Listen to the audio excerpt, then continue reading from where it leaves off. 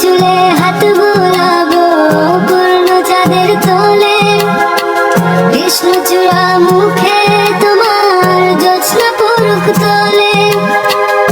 আজকে তোমার মনকে জড়াই ধরবে আমার মন, গাছগাছালি গাইবে জনা, গাইবে আমার মন। এত ভালোবাসা গো জান রাখিও আঁচলে, লোলা তুমি দুলি আমি জগৎ বাড়ি দোলে। ঘুমাও তুমি ঘুমাও গো জান, ঘুমাও আমার কোলে, ভালোবাসার নাম ভাসাবো ভালোবাসি বলে। আম্মু তুমি এটা কি করছো? বি আয়ুর হাত থেকে ছুরিটা ফেলে দেয় এবং তাকে জড়িয়ে ধরে। আয়ু বেগমও আবেগে উৎফুল্ল হয়ে ছেলের বুকের মাঝে বাচ্চাদের মতো ফোপাতে থাকে। আম্মু তুমি জানো না তুমি ছাড়া এই পৃথিবীতে কেউ নাই, এখন তুমি কি আমাকে এতিম বানাইতে চাও? আয়ু কাঁদতে কাঁদতে বললেন, তুই ছাড়াও তো আমার পৃথিবীতে আর কেউ নাই, আর তাহলে তুই আমার সাথে এমন করিস কেন? আমার কথা কেন শুনিস না তুই? আমি তো তোর উপর কোনো সিদ্ধান্ত চাপিয়ে দিতেছি না, তুই শুধু আমার সাথে চল, মেয়েকে দেখবি, তারপর যদি তোর পছন্দ না হয় তাহলে আর বিয়ে করার দরকার নেই।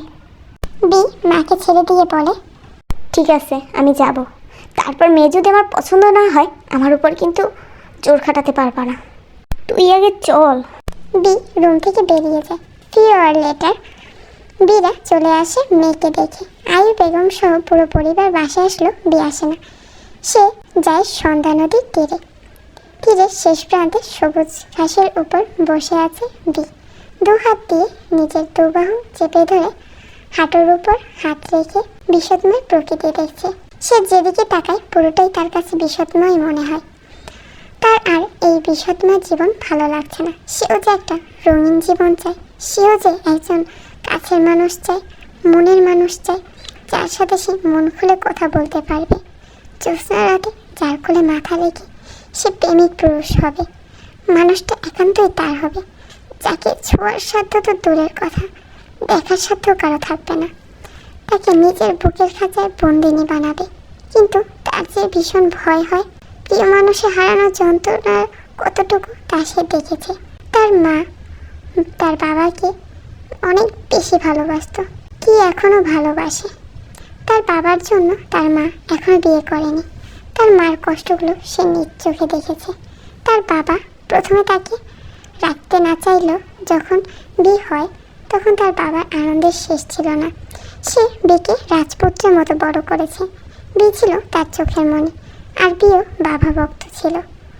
বাবা ছাড়া কিছুই বুঝতো না। ওর বাবা যখন বাসায় আসতো সে যে বাবার কোলে উঠতো আর নামতো না। তার বাবা ছেলেকে খাইয়ে দাইয়ে ঘুম পড়ানো পর্যন্ত ছেলেকে নামাতো না। বিয়ের ছোটবেলায় একটা কাহিনী মনে পড়ে যায়। যখন তার বাবা তাদের সাথে থাকতো, গভীর রাত, তখন 12টার বেশি বাজে। বি তো ঘুমিয়ে পড়েছে, কিন্তু আয়ু বেগম ঘুমায়নি। বিয়ের পাশে বসে নিজের স্বামীর জন্য অপেক্ষা করছে। হঠাৎ দরজা ধাক্কানোর শব্দে আয়ু একটু ভয় পেয়ে যায়। সে বিকে কোলে নিয়ে দরজার কাছে যায়। কে কে ওখানে? জান আমি, দরজা খুলো। আয়ু দরজাটা খুলে দেয়। তাদের কথায় বিয়ের ঘুমটা হালকা হয়ে যায়। বিকে সহ আয়ুকে বুকে নেয় এবং তার কপালে একটা চুমু দেয়। আয়ু এক হাত দিয়ে তাকে জড়িয়ে ধরে। সে আয়ুর মাথায় হাত বলিয়ে দিয়ে জিজ্ঞেস করে, জান ভয় পেয়েছো? আসছে। কালকে থেকে এত দেরি করে আসলে দরজা খুলবো না। না না বউ, এটা কি বলো তুমি? দরজা না খুললে আমি আমার এত সুন্দর বউটা কিভাবে দেখবো? বাবা আমি সুন্দর না? বিয়ের কথা শুনে সে ও আয়ু অট্টহাসিতে মেতে ওঠে। সে বিকে কোলে নিয়ে তার পুরো মুখে চুমু খায়। বি আহ্লাদী বাচ্চার মতো বাবার গলাটা জড়িয়ে ধরে। বললে আমার আব্বুটা, আমার বাবা তো সবার থেকে বেশি সুন্দর। তাই বাবা? আচ্ছা এখন বলো তো সারাদিন কি করলা? বাবা কি হয়েছে আব্বু? আম্মু না আমার অনেকগুলো বকা দিছে। এই তোমার এত বড় সাহস আমার আব্বুকে বকা দিছো? শোনো শোনো বাবা। বি তার মায়ের নামে আরো নালিশ দিতে থাকে, আর সেটা অনেক মনোযোগ সহকারে শুনতে থাকে। আমি তো তোকে সারাদিন শুধু বকাই দিই, তাই না? বি ঠোঁট উল্টে বলে, ও তাই নাকি? তাহলে তোকে খাওয়া দাওয়া গোসল কে করিয়ে দেয়? আচ্ছা যাক, আমি এত কিছু করার পরও শুনতে হয় কিছু করি না, তাহলে তুই আর তোর বাবাই থাক, আমি যাই। এই বলে আয়ুর পিছনে ফিরে হাঁটা শুরু করে। তখনই বি আয়ুর পায়ের কাছের জামাটা খামচে ধরে। আম্মু থলি থলি আর হবে না, তুমি যেও না। সে আয়ুকে জড়িয়ে ধরে। থাকবো, অনেকগুলো সরি, যেও না। এরকম সরি আমার লাগবে না। সে বিকে কোলে নিয়ে দুজনেই কান ধরে বলতে থাকে, সরি বউ। থলি আম্মু, থলি থলি থলি। আরে আরে হয়েছে, আর সরি বলা লাগবে না। ইয়াহু, আমার বউর রাগ ভাঙছে। ইয়েস, আমার আম্মু লাগ ভাঙছে। সে বাম হাতে বিকে কোলে নিয়ে ডান হাতে আয়ুকে বুকে জড়িয়ে নেয়, আর তারা তিনজনেই শব্দ করে হাসতে থাকে।